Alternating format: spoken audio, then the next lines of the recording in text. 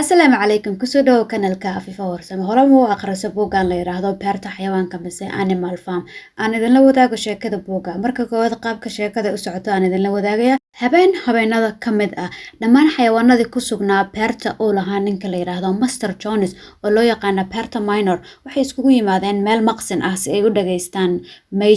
Major ku waa doofaar weyn oo markaas u sharaxaya xayawaanada kala riyo oo ku riyooday riyadu waxay ahayd marka inuu arkay adduun ay xayawaanadu ka talinayaan adduun ay xayawaanadu ka xoroobeen lahaanshiyaha bini'aadanka adduun xayawaanadu ayagu ay ismaamulayaan yacni oo aysan ahayn hanti bini'aadanku leeyahay ayuu ku riyooday riyadii markuu u sheegay kadib uu iska dhintay laakiin xayawaanadii kale waxay yiraahdeen waa inaan riyadaas aan rumayno oo waxay abuureen falsafad la yiraahdo animalism mise xayawaannimada falsafadaasoo yacni xayawaanka xuquuqdiisa iyo xayawaanka muhiimadiisa kor u qaadaysa oo xayawaanka xornimadiisa raadinaysa marka shirqool ayay abuureen oo waxay u baaraan degeen ninka beerta leh inay meesha ka saaraan markii dambe meesha ayay ka saareen dagaal ayay ku qaadeen Master Jones oo beerta lahaa waxaa jira marka laba doofaar oo la kala yiraahdo Snowball iyo Napoleon labadaas doofaar ayaa kala hogaaminaysa markii dambe waxay degsadeen 7 amar ay degsadeen oo waxay ku qorteen gidaarka ayay ku qorteen amarka koowaad wuxuu ahaa wax walba oo laba lugood ku socda waa cadow amarkii labaadna waxa uu ahaa wax alla wixii 4 lugood ku socda ama baala leh waa saaxiib amarka saddexaadna wuxuu ahaa xayawaanadu waa inaysan dhar xiran amarka afraadna wuxuu ahaa xayawaanadu waa inaysan sariir ku seexan amarkii shanaadna wuxuu ahaa xayawaanadu waa inaysan cabin qamri amarkii lixaadna wuxuu ahaa xayawaanadu waa inaysan dilin xayawaan kale amarka ugu dambeeya toddobaadna wuxuu ahaa xayawaanado dhan waa ay siman yihiin marka waxay ku tashteen in ay amaradan mase sharciyadan in ay fuliyaan oo wax kastoo laba lugood ay cadow ka dhigtaan wax kastoo 4 lugoodna saaxiib ka dhigtaan inaysan dhar xiran inaysan sariir ku seexan inaysan qamri cabin inaysan isdilin iyo in ayaga dhan ay wada siman yihiin marka xayawaanada badankooda sida wax loo aqriyo sida wax loo qoro ma yaqaanaan laakiin doofaaradu way yaqaanaan sida wax loo aqriyo iyo sida wax loo qoraba marka kacdoonkii u horeeyay waa ku guuleysteen oo kuwa meesha ka saaray Joneski beerta lahaa iyo saaxiibadiisa xayawaanada waxay bilaabeen inay beerta cunto ka goostaan axad kastana ay kulmaan oo ay ka sheekaystaan siyaasadda yacni beerta ka jirta doofaaradu yacni inta badan waxay noqdeen kormeerayaal oo iyaga waxay yihiin kuwa ugu caqliga badan sidaan soo sheegnay wax aqriska iyo wax qoraalka ayay yaqaanaan marka doofaar waxaa jira la yiraahdo squealer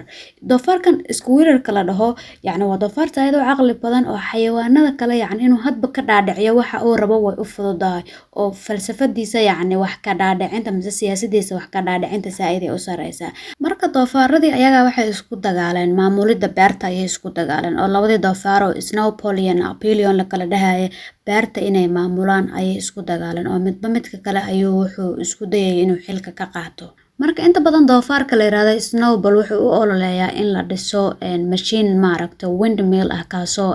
amaba loogu talagalay in dabaysha koronto laga soo saaro laakiin doofaarka kale oo Napoleon arrintan uu ka soo horjeeda wuxuu leeyahay inta maaragta xayawaanadu ay machine-kan dhisayaan waqtiga ku dhumaya inay cunno ku filan soo saartaan waqti uma helayaan hadii markii dambe Napoleon wuxuu sameeyay koox eeyaha ayuu wuxuu adeegsaday Snowball oo si ay beerta aga saaraan Snowball beerta ayuu ka baxay kadibna Napoleon wuxuu ku dhawaaqay inaysan jiri doonin dood dambe oo asagu meesha uu ka tali doono yacni wax kasta uu sheegana ay maaragtay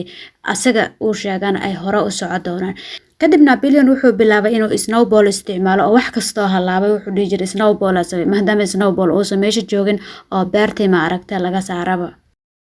kadib waxaa jira faras la yiraahdo Boxer oo ahaa faras xoog badan sidoo kalena ahaa faras aad uga qayb qaadanaya dadaalada lagu bixinayo beerta lagu bixinayo laakiin maanta daba uu jiraday markuu jiradana doofaaradii waxay ka gateen bini'aadan ay ka gateen way iibiyeen yacni xayawaanadii kale arrintaas way la yaabeen markii faraska la sii saarayay gaariga saayid ay uga murugsanayeen doofaaradu waxay dhan isbitaal loo qaadaa laakiin isbitaal looma qaadin laakiin kawaanka ayaa loo qaaday sidaas kadib yacni doofaaradu waxay bilaabeen inay bini'aadankii la ganacsadaan oo bini'aadankii la shiran ayay bilaabeen xayawaanadii kale way ka yaaban yihiin oo sheekada awal waxay ahayd wixii maaragta laba lugood oo dhan waa cadow way ka sii yaaban yihiin intaas kadib Napoleon ayaa waxa uu bilaabay inuu noqdo kalitalis inuu noqdo ayuu bilaabay haddana wuxuu bilaabay inuu xitaa dilo eeyaha qaar ayuu bilaabay xayawaanadii way la yaabayn maadaama sharcigu uu ahaa xayawaan uusan xayawaan kala dilin ninkan oo doofaarkan billion la dhahayan wuu kasoo horjeeda. Squirrel midkii la dhahayo wuxuu bilaabay inuu xayawaanka kale ka dhaadhiciyo sharciyada lagu xadgudbay oo uu maaragtay si kale ugu fasiro. Tusaale ahaan doofaaradii hadda waxay bilaabeen inay dhar gashtaan, in waxay bilaabeen sariirta ku seexdaan, inay waxay bilaabeen qamri cabaan, waxaasoo dhan. Markii ugu horreysay markay sariirta ku seexanayaan xayawaanada waxay dhaheen kale xitaa sariirta aad ku seexanaysin. Kadib Squirrel wuxuu yiri haas sharcigu wuxuu ahaa sariir go'ol ayaan lagu seexan. Yacni sheekada wuxuu bedelay sariir go'ol. Awalna sharcigu wuxuu ahaa inaan sariir lagu seexan.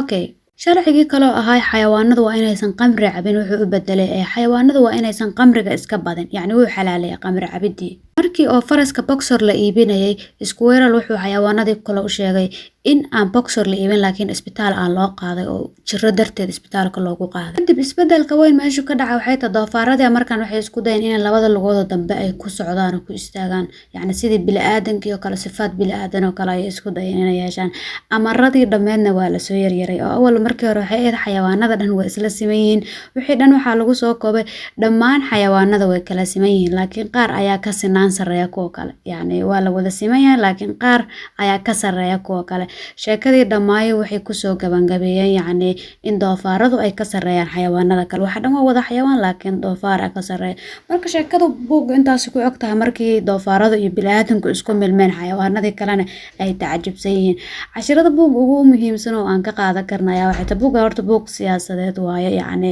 oo sheekada uu wado yacni taariikh dhacday ayuu maaragtay toos uga saabsan tahay. laakiin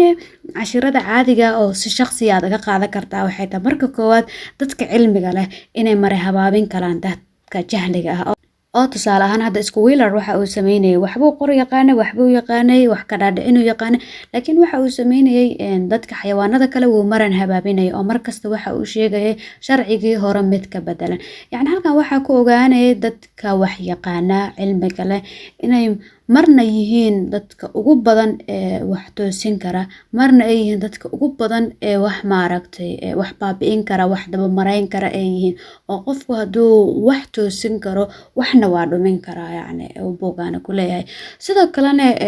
buuggan cashirka labaad oo aan ka baranayna waxay tahay dadka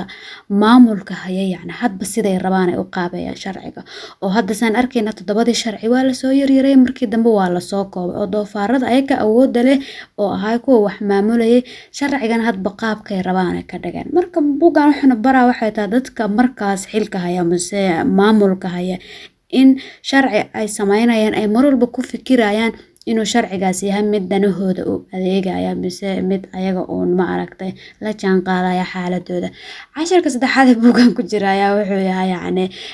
dad kastoo la caburiyo si kasta loo caburiyo marar ayuu ma aragtay ay waxay sameynayaan iska caabin sameynayaan maray ma aragtay gadood sameynayaan. oo hadda beerta waan arkayna beerta Jones xayawaanada markii hore xitaa lama quudi jirin mararka qaar Joneska uu iloobi jiray inuu badar siiyo markii dambena kacdoon ay sameeyeen. marka bini'aadankana qolo kasta oo la caburiyo la isku dayo in hoos loo dhigo maalin waxaa jiraysa inta xanaaqaan ay gadood sameyn doonaan waxay ma aragtay lagu sameey jir wax ka daran ay sameyn doonaan. dadka siyaasadda ku jira lama kala yaqaan, yacni oo midna ma aqoon kartid qofna hadafkiisa saxda iyo meesha u socdo iyo sababtiisa ma aqoon kartid. oo maalintay shalay markuu lahaa weji markuu lahaa maanta weji kale uu leeyahay, shalay markuu wax sameynay maanta wax kale uu sameynaa, yacni hadalkooda iyo ficilkooda kaliya waxaa qaabeeya ujeedada iyo danta gudahooda ku qarsoonaa qaabeeya. sidaas ay tahana yacni way adag tahay annaka markaa shacabna inaan kala saarno dadka siyaasadda inaan kala saarno in aan nidhaahno hebela fiican hebela xun inaan nidhaahno sababtoo ma ogin yacni qof kasta ujeedadiisa u qarsoon ma ogin. marka buuggan intaas ku saabsan yahay waa ku mahadsantahay daawashada muuqaalka. asalaamu calaykum waraxmatullaahi wabarakaatu.